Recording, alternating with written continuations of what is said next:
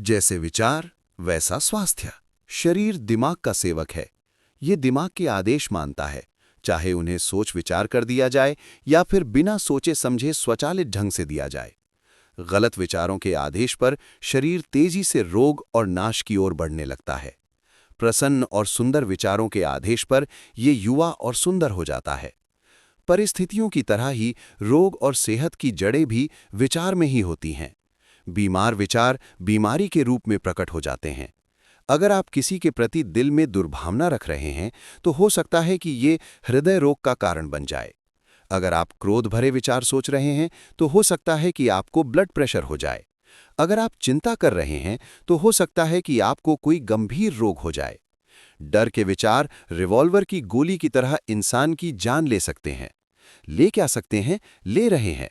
डर के विचार लगातार हजारों लोगों को मार रहे हैं, हालांकि उनकी रफ्तार गोली जितनी तेज नहीं है।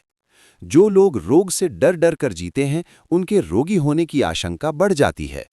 चिंता पूरे शरीर के मनोबल को तेजी से कम कर देती है और इससे रोग को शरीर में दाखिल होने का मौका मिल जाता है।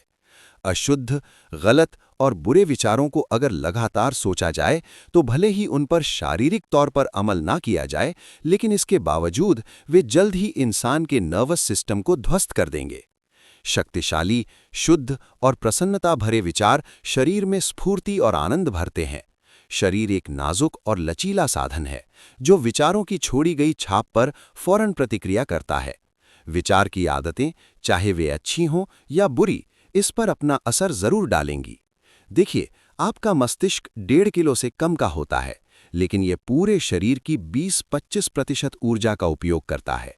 और मस्तिष्क अपनी ऊर्जा का ज्यादातर उपयोग विद्युत संकेतों के आदान प्रदान में करता है।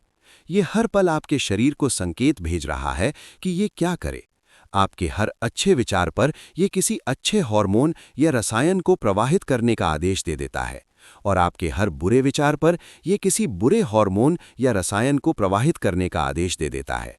इसका मतलब ये है कि अच्छे विचार सोचने से आपके शरीर में अच्छे रसायनों का प्रवाह ज्यादा होता है, जिससे आपका स्वास्थ्य बेहतर होता है और आपको रोगों की आशंका कम रहती है।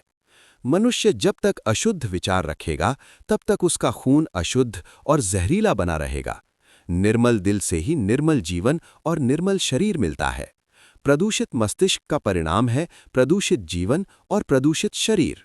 विचार ही कर्म, जीवन और परिस्थितियों का स्रोत है। अगर आप इस स्रोत को शुद्ध बना लेते हैं, तो बाकी सब कुछ अपने आप शुद्ध बन जाएगा।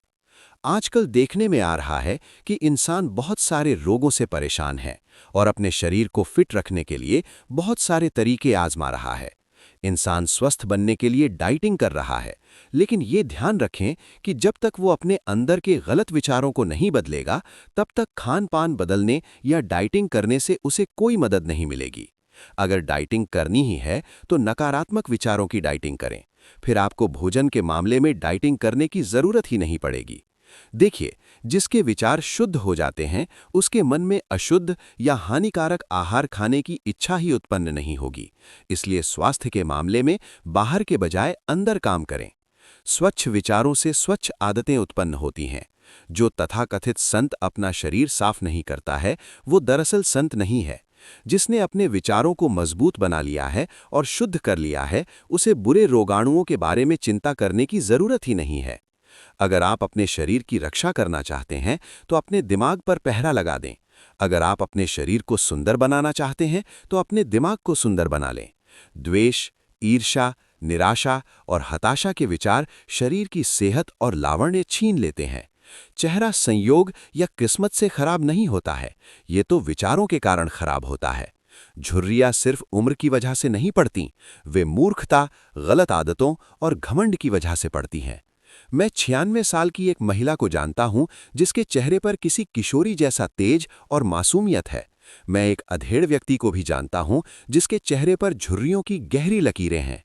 महिला का युवा चेहरा मधुर और आशावादी स्वभाव का परिणाम है, जबकि अधेड़ व्यक्ति की झुर्रियां असंतोष और वासनाओं का परिणाम है। जिस तरह हवा और धूप अंदर आए बिना घर अच्छा और स्वास्थ्यवर्धक नहीं हो सकता, उसी तरह मजबूत शरीर और तेजस्वी, खुश और शांत चेहरा तभी मिल सकता है जब आप खुशी, सदिच्छा और शांति के विचारों को खुलकर अपने दिमाग में आने दें।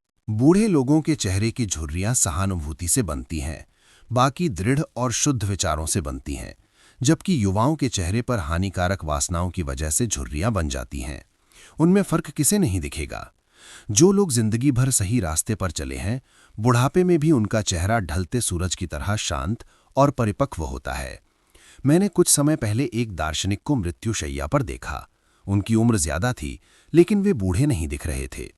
वे उतनी ही शांति से मरे जितनी शांति से वे जिए थे। शरीर की बीमारियों को दूर भगाने के लिए प्रसन्नता से भरे विचारों से बढ़िया कोई डॉक्टर नहीं है। दुख की छायाओं को तितर-बितर करने के लिए सदिच्छा से ज्यादा राहत देने वाला कुछ नहीं है। दुर्भावना, आलोचना, शंका और ईर्ष्या के विचारों में लगातार जीने का मतलब यह है कि आप खुद ही कारागार बनाकर खुद को कैद कर रहे हैं। लेकिन सबके बारे में अच्छा सोचना, सबसे खुशनुमा व्यवहार करना और सभी चीजों में अच्छाई खोजना, इस तरह के निस्वार्थ विचार स्वर्ग के द्वार हैं। और उत्साहवर्धक बात यह है कि जब किसी इंसान के मन में इस तरह के नेक विचार होते हैं तो उसे ये संसार ही स्वर्ग जैसा लगने लगता है। हर दिन हर प्राणी के प्रति शांतिपूर्ण विचार रखने से ही मनुष्य को असीमित शांति मिलती है।